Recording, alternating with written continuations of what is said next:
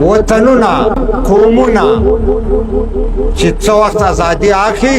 د هغو تنظیمونه ډېر پاخه وي. وویاسته د ویتنام د اوچومین تنظیم وویاسته د الجزایر مطالعه کوي په دا نړۍ کې، او یو جابر، یو قفزهګر، یو بدماش دا په شرافت نه پوهېږي، د هغه اخلاقیات شته نه، دا صرف په لرګي پوهېږي او په چپلاخه پوهېږي. دا د ټول وطن جنګ دی. پښتانه وایي یای د کام ناتار به په کام راګرځي. دا چې موږ شهیدان ورکوو او روزې یې جوړوو، دغو مقاصدو دپاره سرونه ورکړي دي. د دوی له کوره چا څه نه دي وړي. او بل عزیزانو، که دا ګټل غواړئ، زبردست تنظیم به په وجود کې راولئ. خالی دا تنظیم نه چې وټونه غواړي، علمي، شعوري او داسې تنظیم چې د هغه هر وګړی، د هغه هر غړی په خپلو مقاصدو پوه. زموږ د بدبختۍ رواج، زموږ د بدبختۍ رواج هغه وه چې زموږ وطن وویشل شو. زموږ په وطن کې لیکه کشکه فرنګي موږ یې 2 ځایه کړو. له هغې ورځې زموږ مرګ چالان دی. له 1893 زموږ د مرګ چالان سوی دی. د پای ټکی بې څه یي، د پای ټکی بې دا وي چې په کومه ورځ دا د فرنګي لیکه له منځه ولاړه چې فرنګي ایستلې ده، نن پنجابي ټینګه کړې ده. زموږ د مرګو د پای ټکی دا دی، بیا به مرګ نه وي. عزیزانو، موږ ته دا کتل پکار دی، د دې 80 کاله عمر دی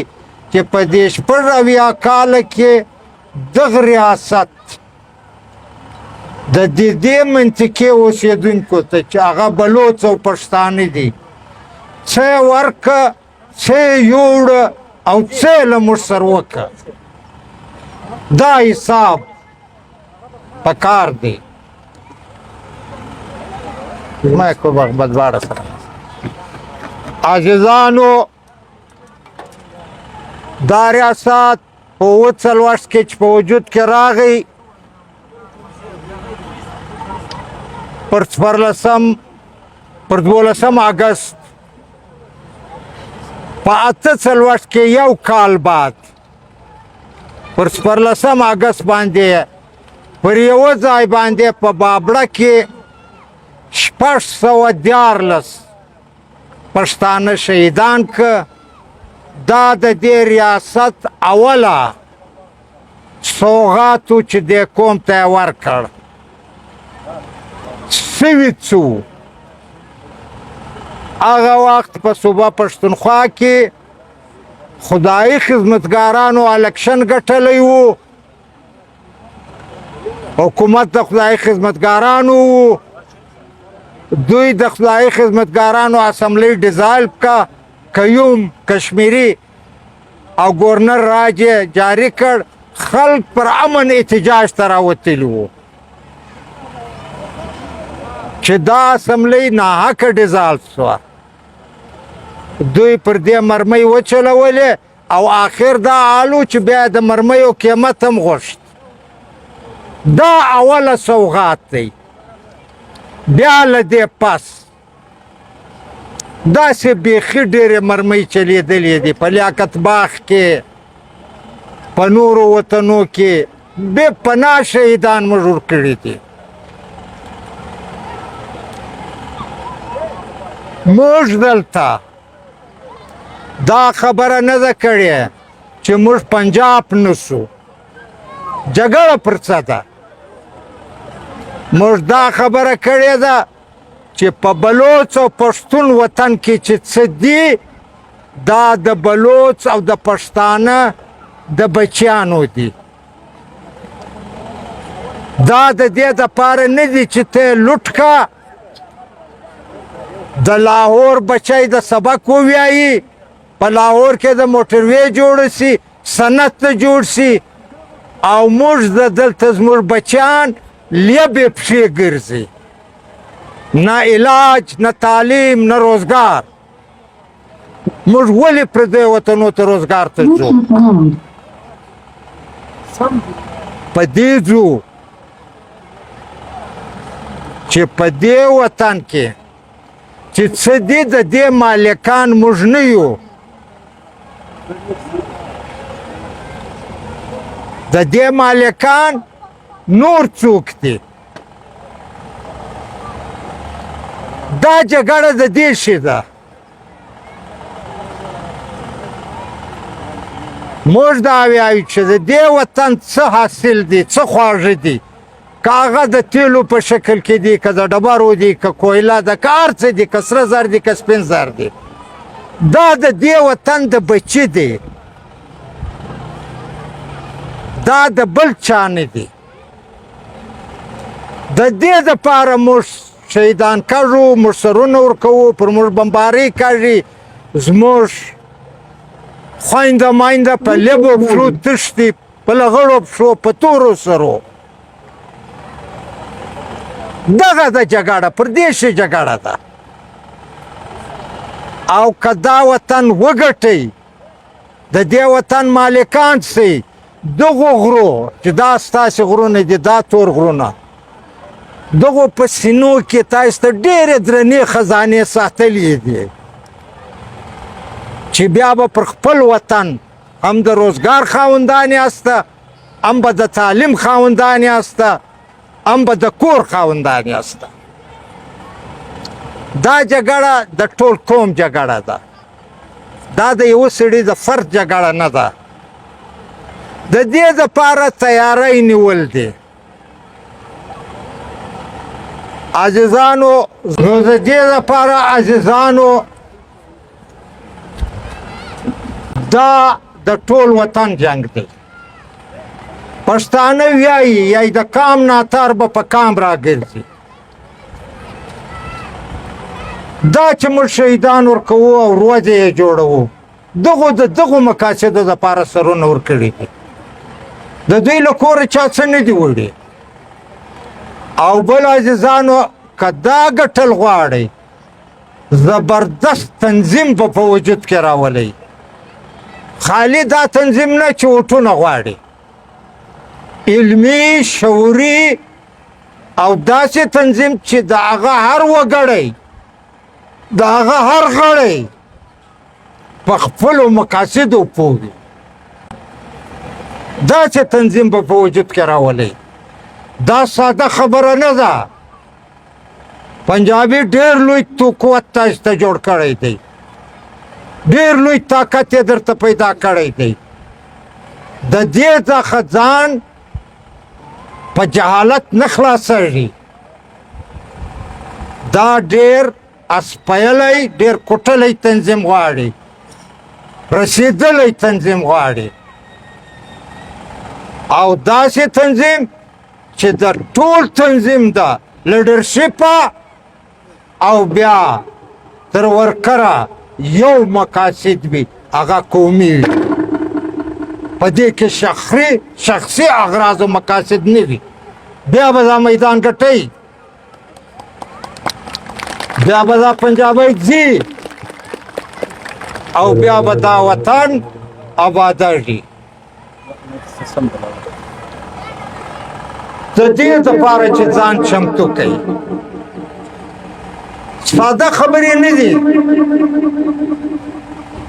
او نه په دې ساده مبارزه پنجابی شاته ځي، لکه څنګه چې موږ روانه کړې ده. په دې ساده مبارزه شاته نه دي چې موږ یا درنه وکړو یا مظاهره وکړو یا دا بار بار تکراري خبرې وکړو چې زموږ دونې شهیدان دي، د اعدادو شمار پیش کړو او زموږ دورې شهیدان دي. عزیزانو، وطنونه، قومونه چې څه وخت ازادي اخلي، د هغو تنظیمونه ډېر پاخه وي. وویاسته د ویتنام د اوچومین تنظیم وویاسته،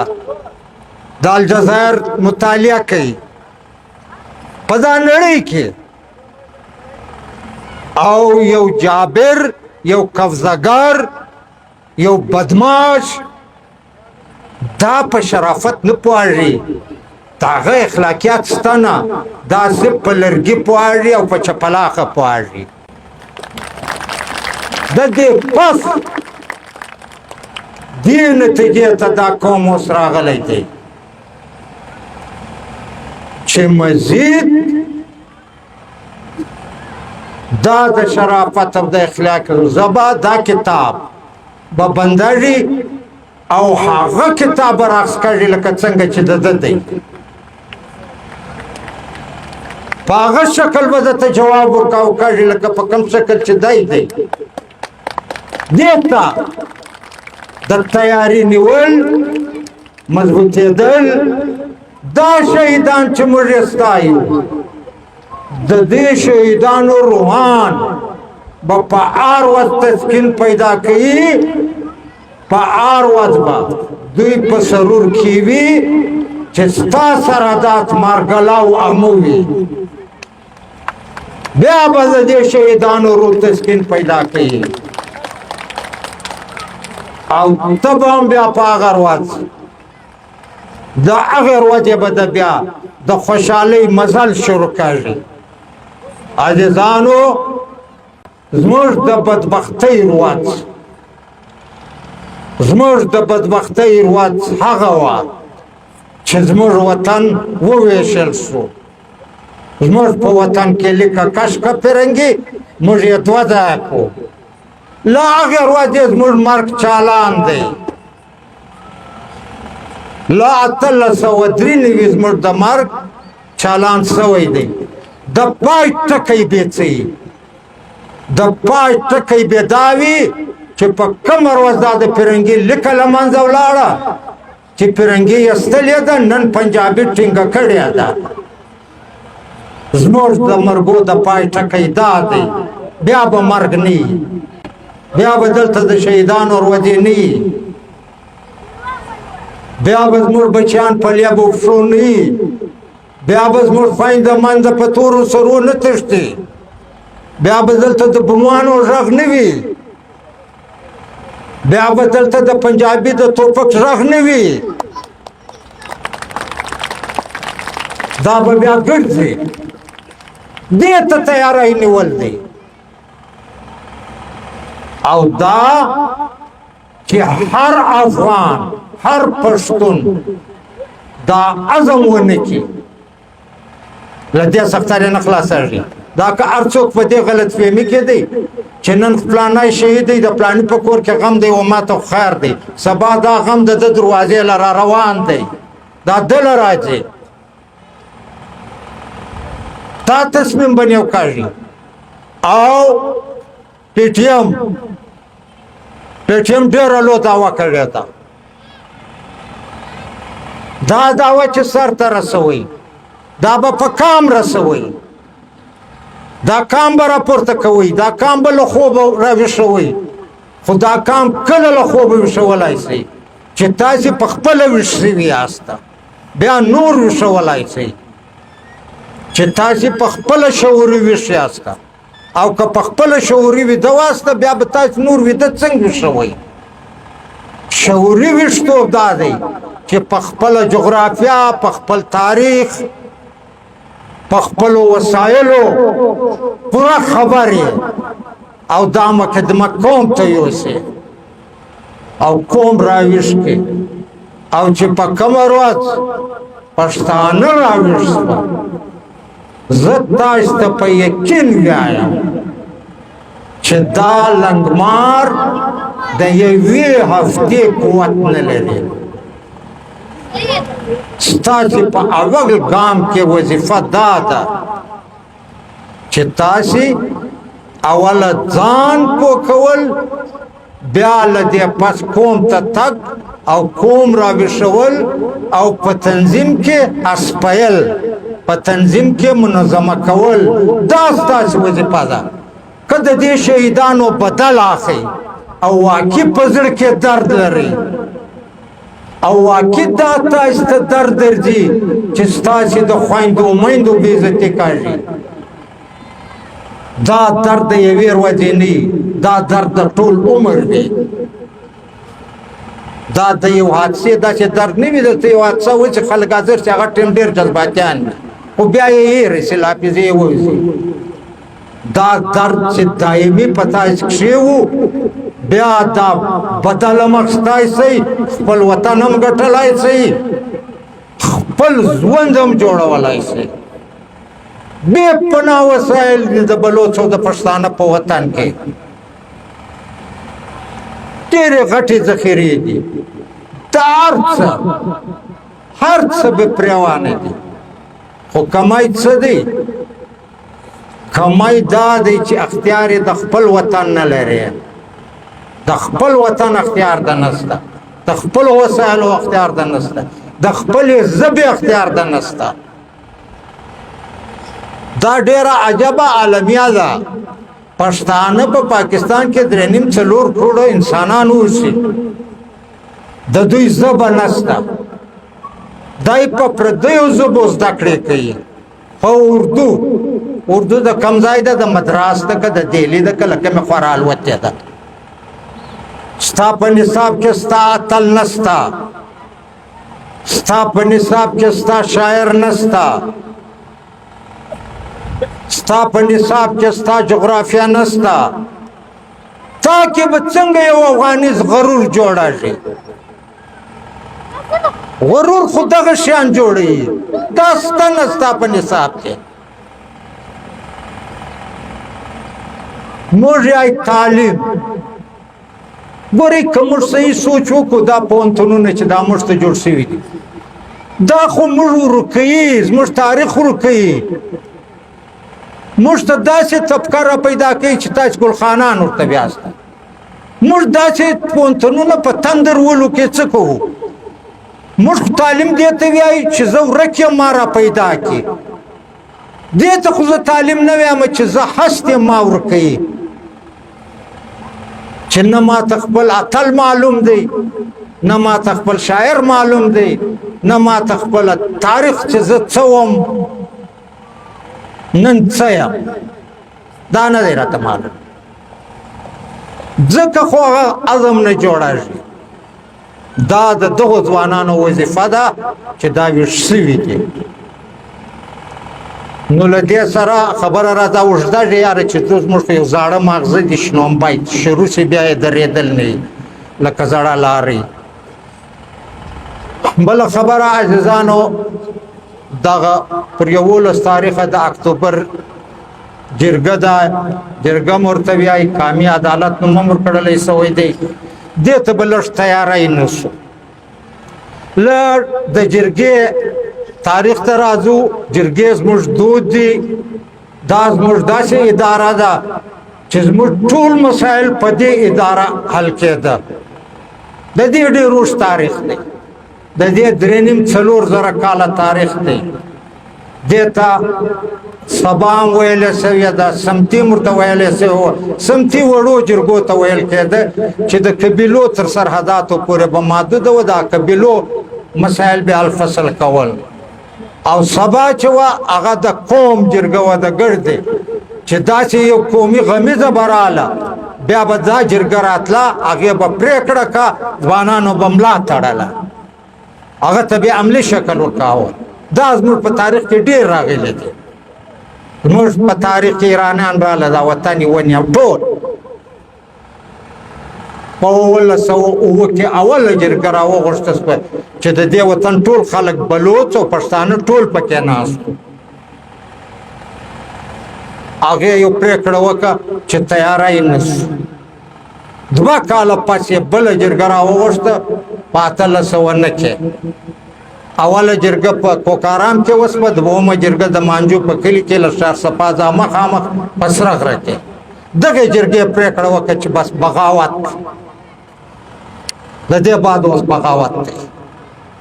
تیاری ونیو شو هغه له واڼه ځاله سپینه ځاخه خلک راټول شوه د ایرانیانو خلاف بغاوت وکړ ایرانیان یې په تراټ ویاستله که دا رضا لري دا وطن آزاد. بل بیا د احمدشاه بابا په دوره کې غټه جرګه سوې ده په 1940 کې چې هغه وخت بیا نادر افشار راغی دا زموږ وطنونه یې ووال بیا راله پښتانه کښېناسته د شیر سرخ پر زیارت باندې نه رواجي جرګه اوسپه نه رواجي آخر پر دې متفق سو دولت اعلان کړ احمدشاه بابا یې مسر کړ احمدشاه بابا بیا ملا وتړله بیا یې ټول افغانستان راوګانډه مرکزي دولت یې جوړ کړ د افغانستان سرحدات یې لودیانې ته ورسول دغه زموږ د جرګو تاریخ دی نن بیا غمې ته راغلی ده پر ټول وطن ده هېڅوک په امن نه دي هېڅوک په امن نه دي نه خان نه ملا نه طالب نه نر نه ښځه مالم نه دی په امن په قبایلو کې ډېرې غواوې ایستلې دي دا اف سی دا د پنجابي اف سی او پنجابي فوج ډېرې میښې یې ایستلې دي مالم نه دی په امن دا جرګه د دې مقاصدو دپاره ده او دا سپین ږیري به راځي دا به اوس پرېکړه کوي چې هره پرېکړه یې وکړه پر موږ بیا دا فرض ده پر ځوانانو چې د سپین ږیریو پرېکړه ته عملي شکل ورکړي نو د دې جرګې دپاره به هم خواري کار و چې سپین ږیریو ته ځای عزت په اسرات یې ورسوو فیصله به دوی پر ګلم کوي پالئ بیا تاسې نو خبره راته اوږده په ډېره مننه ستاسې په رخصت الله خیر